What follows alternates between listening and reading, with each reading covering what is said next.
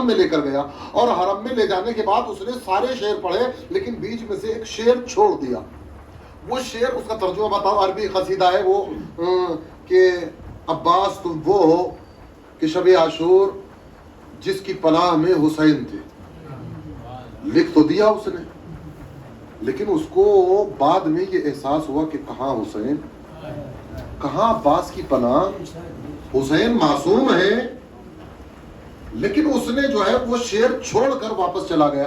رات کو خواب میں امام حسین علیہ السلام کو دیکھا کہ امام کہہ رہے ہیں کہ تو نے وہ شعر کیوں نہیں پڑھا، وہ شعر کیوں نہیں پڑھا؟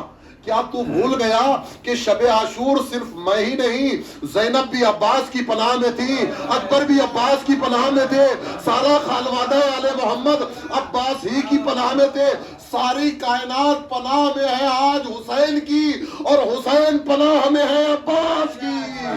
صلوات بر محمد وآل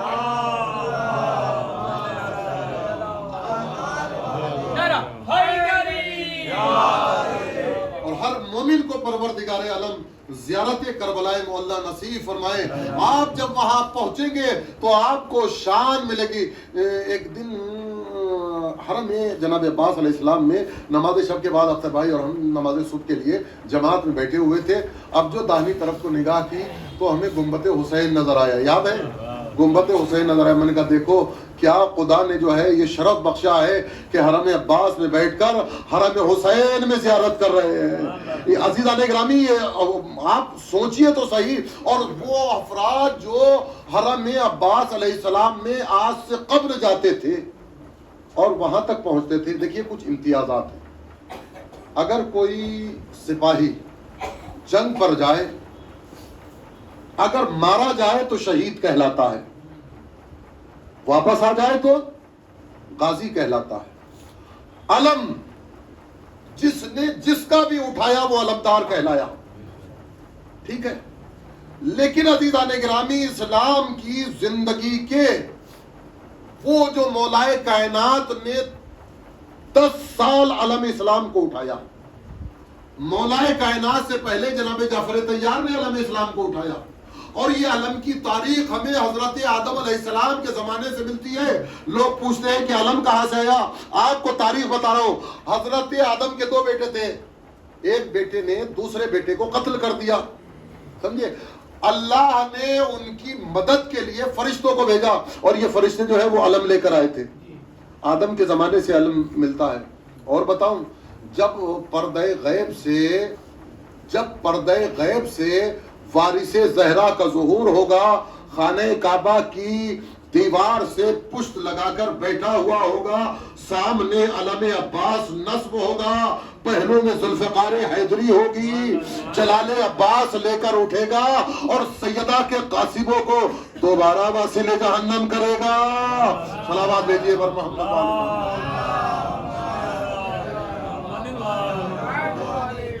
عزیزان گرامی کچھ امتیازات ہیں کہ وہ کہ جس نے 10 سال علم اسلام کو اٹھایا اس کو کوئی علمدار نہیں کہتا، جس نے 10 گھنٹے علم حسین کو اٹھایا، نہ معلوم کس شان سے اٹھایا، کس رعب و دبدبے سے اٹھایا، کس عقیدت سے اٹھایا، کس وفا سے اٹھایا، کہ 10 سال علم اسلام اٹھانے والے علی کو کوئی علمدار نہیں کہتا، جس نے 10 گھنٹے علم حسین کو اٹھایا۔ اور یہ علم عزیزان گرامی آج شیعت کی پہچان ہو گیا ہے، اور ابھی تک تو وہ ہمارے گھروں پر لگا ہوا ہوتا تھا، اب ہم نے دیکھا کہ لوگ ضد کر رہے ہیں کہ علم پر صرف شیعوں ہی کا حق تھوڑا ہی ہے، علم پر صرف شیعوں ہی کا حق تھوڑا ہی ہے، یہ ان کی جاگیر تھوڑا ہی ہے۔ میرے دوستوں اور عزیزوں، یہ مسئلہ علم عباس سے محبت کا نہیں، یہ انسان جب بھی کسی دلدل میں پھنستا ہے ابھرنے کے لیے علم ہے، جو میدان میں گیا بھی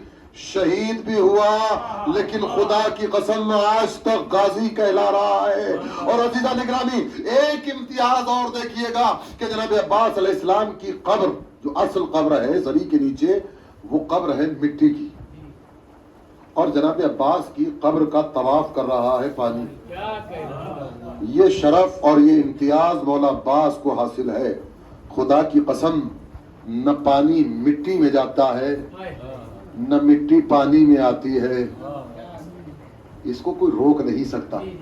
نہ مٹی پانی میں ملتی ہے، نہ پانی مٹی میں ملتا ہے. اور میرے دوستوں اور عزیزوں، نہ معلوم جناب عباس علیہ السلام کی عظمتوں کو کیوں نہ سلام کریں، اس لیے کہ جب تک عباس موجود تھے حسین کی پیشانی پر کسی نے پریشانی کو نہیں دیکھا. لیکن جیسے ہی عباس نہ رہے، بس اس سے زیادہ میں کچھ نہیں کہہ سکتا. ایک صلوات دیجیے ورنہ میری بات دوسری طرف پہنچ شان مولا عباس کو ملاحظہ کرنا ہے تو آپ یوں کیجئے کہ طاقت اور دلیری اور جلال کیا تھا کہ تقریباً 7 یا 8 سال کی عمر ہے مولا عباس. واقعہ سنا ہوا ہوگا، بس ایک نتیجے کے ساتھ دینا چاہتا ہوں. اور یہ واقعات اللہ ایسے حالات پیدا کر دیتا ہے کہ یہ واقعات نسلوں میں جو ہے وہ چلے جاتے ہیں. اس واقعے کو میری والدہ سناتی تھی. میں نے ابھی تک کسی کتاب میں نہیں پڑھا ہے، سنا بہت سے لوگوں سے، لیکن بچپن میں ہماری والدہ جو ہے یہ واقعہ سناتی تھی کہ مولا عباس کی 7 یا 8 سال کی عمر ہے.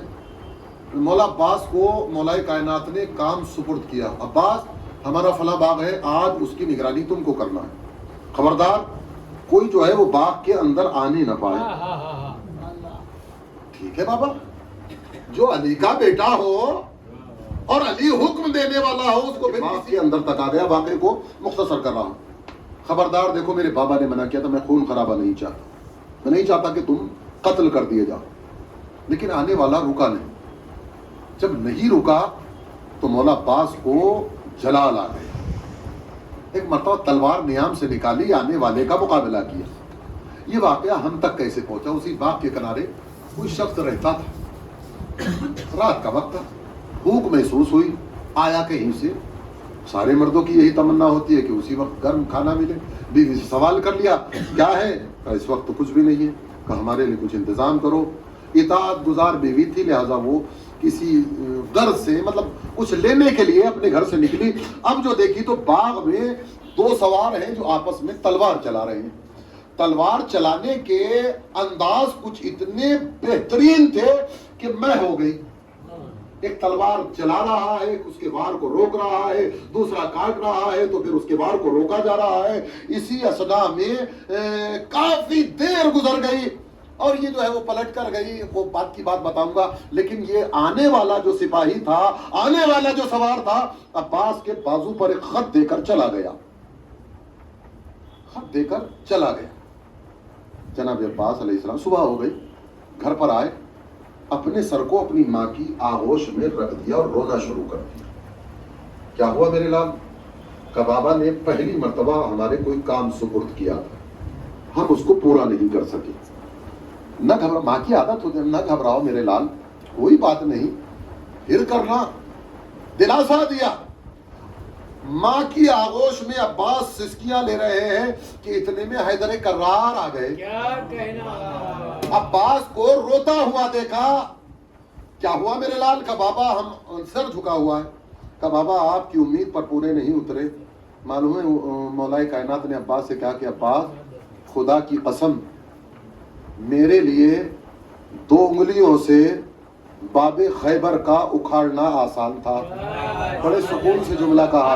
عباس میرے لیے 2 انگلیوں سے باب خیبر کو اکھاڑنا آسان تھا، تیری تلوار کے وار کو روکنا مشکل تھا. عزیزو، عباس اس دلیر کو کہتے ہیں کہ جس کی ضرب کا اثر مشکل کشا کو مشکل لگ رہا ہے. صلوات بر محمد.